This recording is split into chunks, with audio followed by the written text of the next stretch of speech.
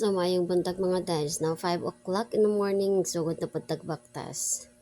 Kaya maman atong goal ko no ha sa 2025 nga magpagamay. Tanawon lang naton sa resulta ani atong baktas-baktas.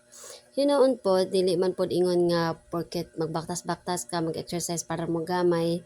It is to keep our body active, no?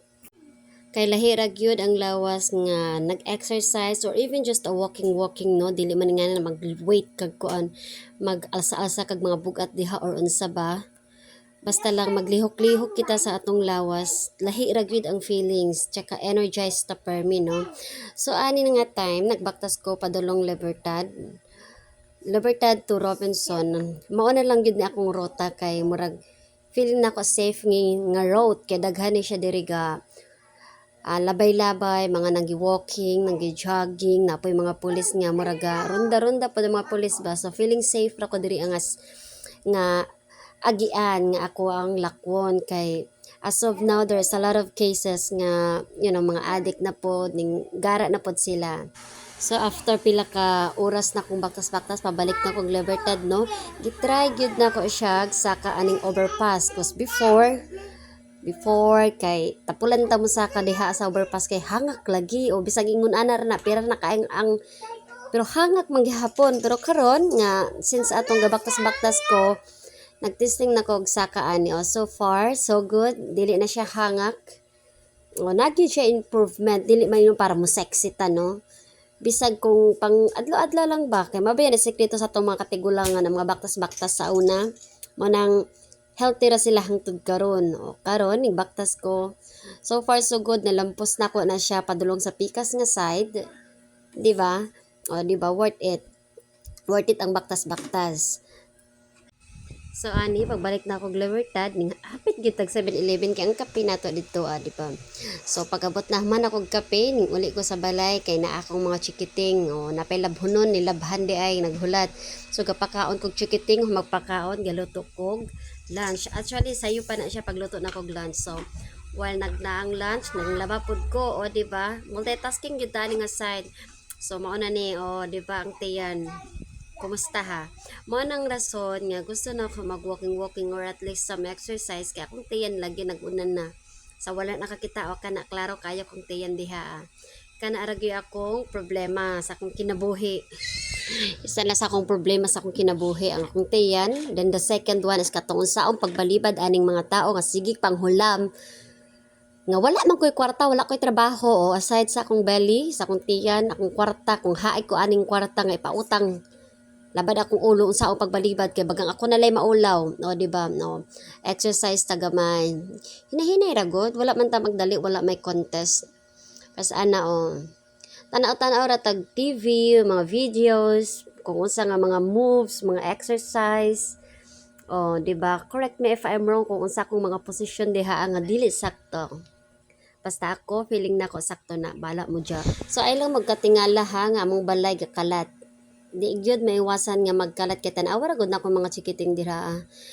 Kapila na nako gipang kibit, gipang bunalan kay kani lagi ilang kalat.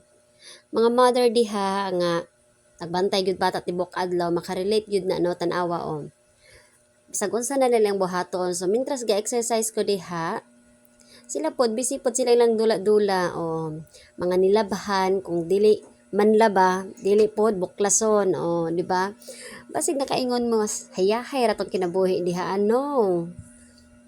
Kay buntag pa lang unsa pagod ni oras na akong kudkod na kong exercise diha panglimpyo panilhig. Just ko di sayon di ba bisag tuod sa kabisi nato isingit gihapon nato ng exercise kay para ra man pod sa tuwa.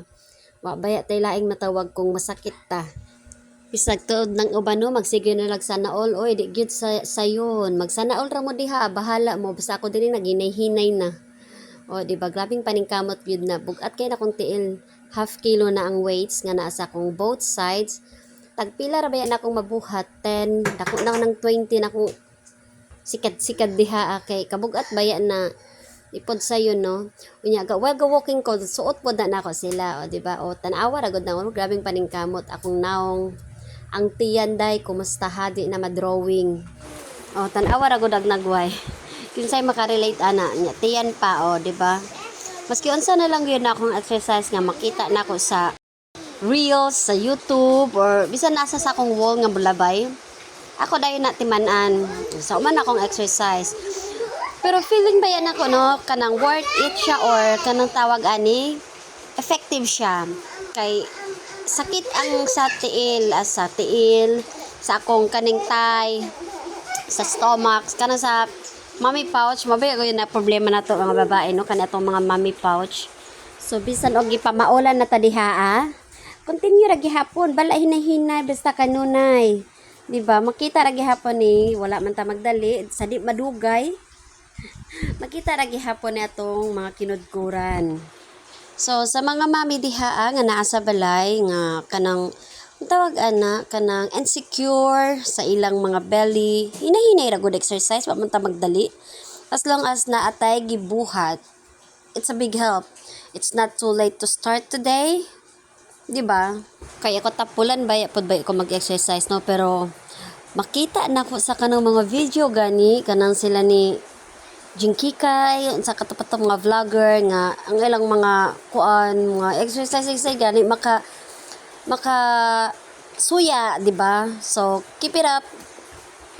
Who knows, 'di ba? After few months makita ang resulta, 'di ba? Continue ra gyapon. So, laban inahan bisag way kalaban. So, guys, thank you for watching. Unta di mo sawa sa akong mga video, no? Unta di mo magsawa no kay ako isahit sumulan baya kog mag-video. Tapulan pod gapoy pod baya magsigig video no, mapuno ang phone. Nya it takes time pod nga kanang mag-video ka, di ba? Bis kay mag-exercise ka, mag-video pa ka, muhunong pa ka kay mo press sa button. Okay, bye.